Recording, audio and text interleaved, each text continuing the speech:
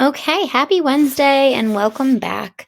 Yesterday we ended class and you guys worked on that Crusades reading, and I'll review that tomorrow before we play a Kahoot review game, and you can use your notes. So if you wanted to count as a quiz grade, I think that's a good idea.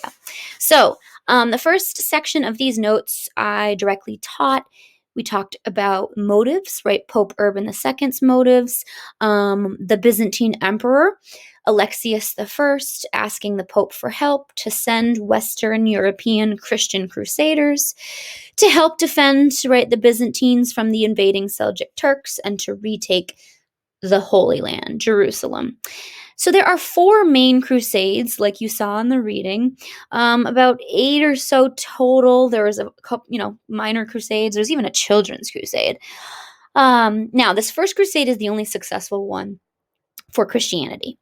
It'll take 4 years from 1096 to 1099, and it takes 4 years for these Christian Crusader knights to take Nicaea, Edessa, Antioch, and Jerusalem.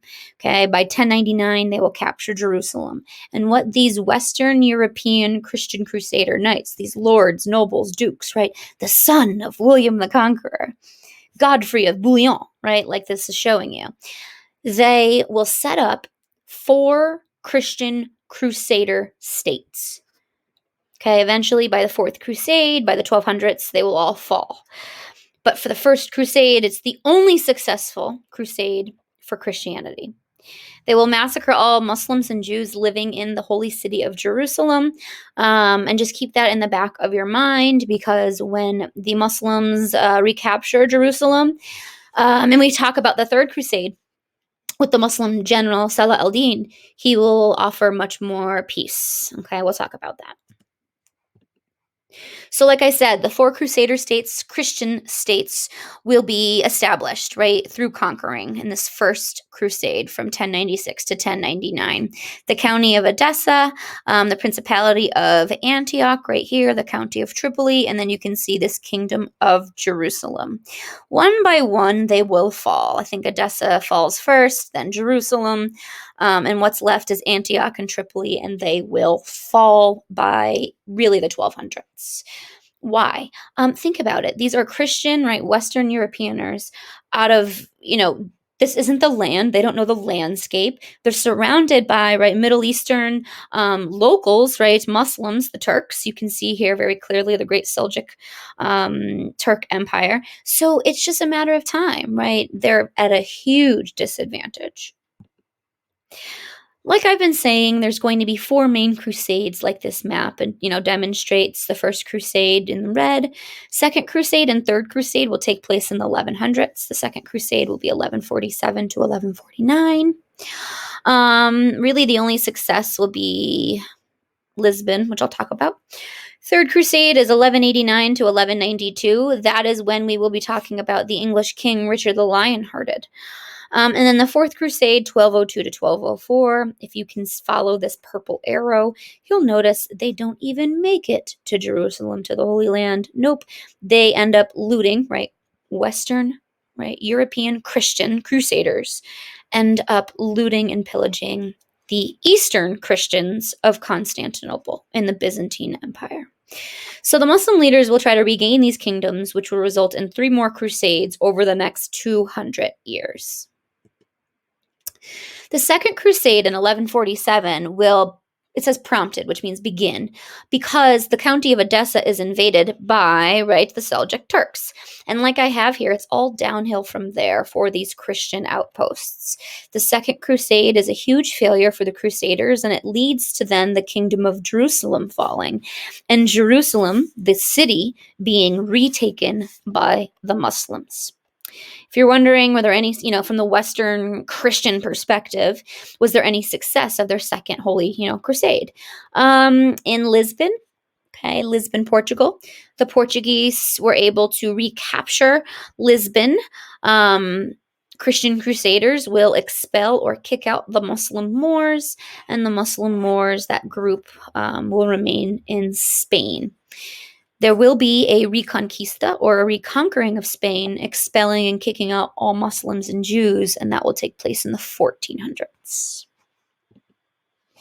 So, I want to talk about a really important Islamic leader. He was actually Egyptian, a ruler of Egypt, like I have here. And you might, look at his name and be like, oh, Saladin. It's pronounced Salah al-Din, and he was a very, very strong and successful Muslim general. He will very quickly retake lots of territory and threaten, the last couple outposts, the 2 Christian crusader states left, and it will prompt the Third Crusade. Okay, the Third Crusade will begin in 1189 as he was taking control, and he will win all of the kingdom of Jerusalem, right? Jerusalem will be taken 2 years prior to that. Now, Richard the Lionhearted, the Christian, the Catholic king of England, we talked about him in our previous unit. He will be the enemy, right, fighting General Saladin. And the irony is they had a real mutual respect for one another. There's rumors and reports that at one point Richard the Lionhearted, he was sick and ailing, and General Salah al-Din sent him his personal doctor and a fruit basket, and Richard the Lionhearted recovered, and what do you know? They will eventually sign a peace treaty. So Salah al-Din and his men, his Muslim men, you can see here Dominion of Salah al-Din. That is all of the territory he will reconquer at the time of the Third Crusades. So he forbade, right? He basically says, you will not kill, harm, or steal from these Christian crusaders who have surrendered. Okay, he is offering peace.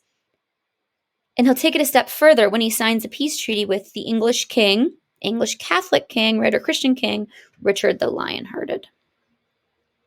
You can see by the Third Crusade, the only crusader states left, and it's much smaller, the Principality of Antioch and the County of Tripoli. Okay, Edessa is completely lost, as is the Kingdom of Jerusalem. And again, they're dropping like flies. They're not from this part of the world, right? Doesn't make sense.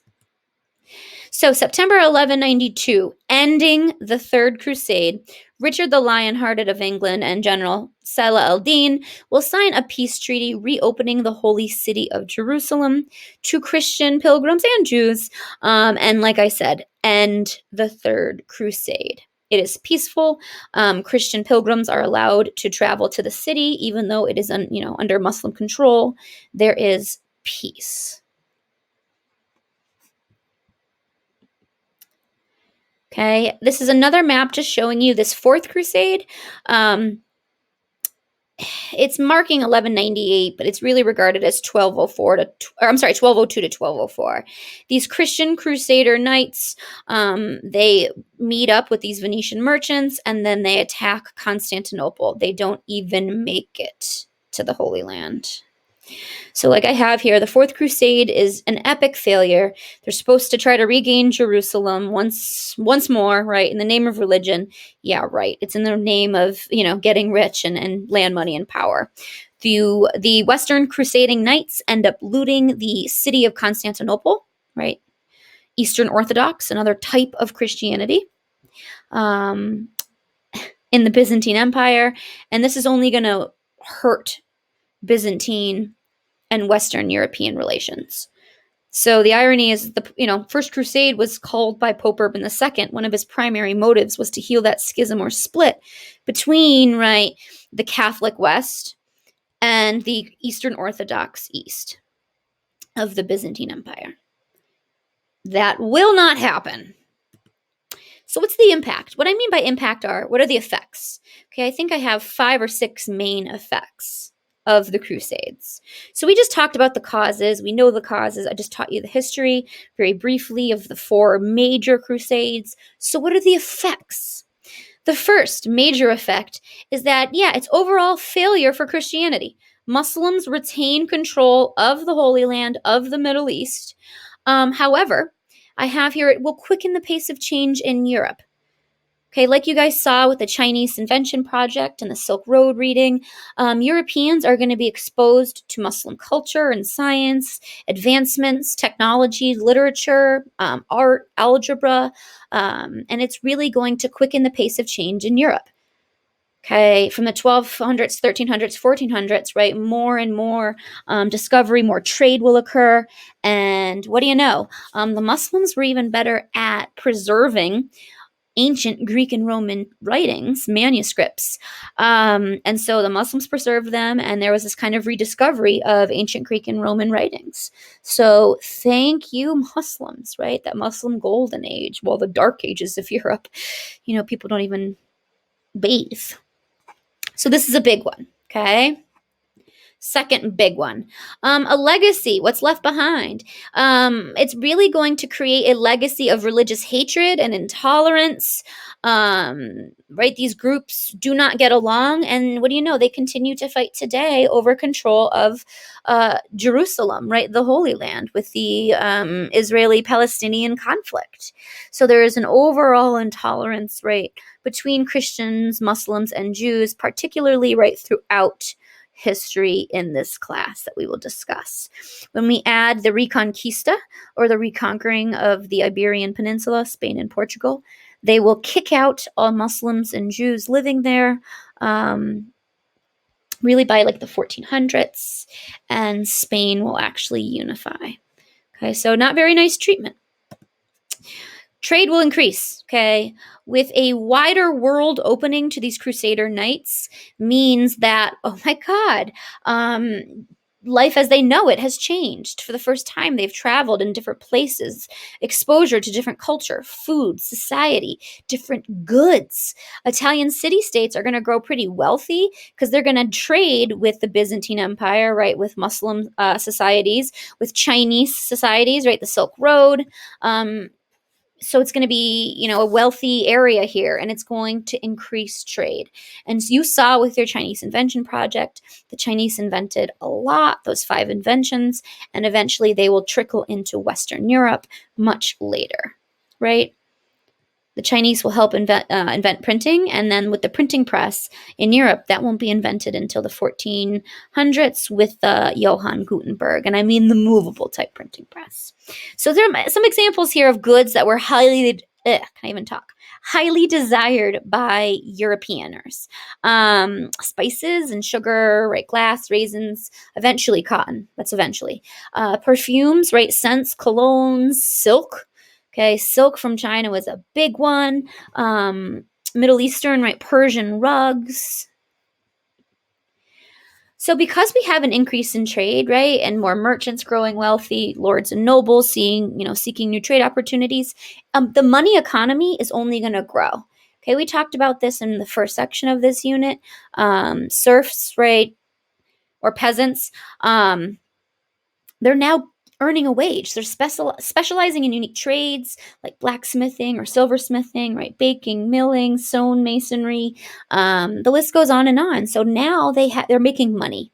Peasants are going to start paying money, for goods, for food. They're going to pay rent. Okay, and they're no longer just laboring for protection. No, peasants now pay rent and they have money. The more they specialize in unique trades. Now, are they wealthy? No. Taxes raised by European kings will help finance the Crusades. Okay, so kings will get wealthier, kingdoms will get wealthier because taxes, the people will be taxed. Go all the way back to William the Conqueror, right, in the late thousands, and his, doomsday book, that population count, so that way he could have a fair taxation system. Okay, and then the Crusades is only going to expand that. So like I have here, this is going to increase power of European kings.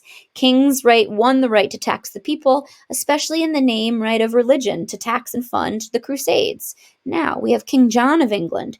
He didn't really, raise taxes for the Crusades, but more so to wage a failing war with France, okay, angering the people.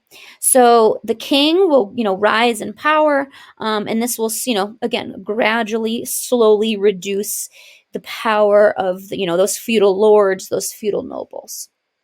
Kings will start to rely more on middle class members of society and merchants, and those that, have that concentration of wealth. And that is it. I promised to make this under 15 minutes, and I did. So obviously the instructions are to take notes on this section so that way you have them. Feel free to pause this video at any moment so that way you can take notes. And please submit when you're done. Have a good day.